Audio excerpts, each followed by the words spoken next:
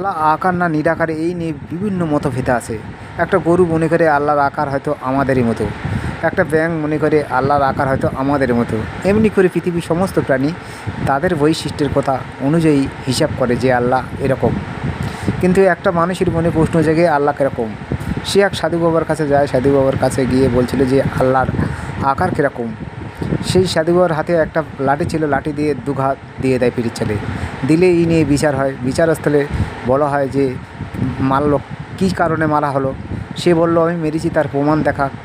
তখন সেই লোকটা বলছিল যে আমার এই পিঠে এইসব জায়গায় ব্যথা। বলছিল তুমি ব্যথাটা দেখাও আমার। তখন সে ব্যথা দেখাতে পারলো না।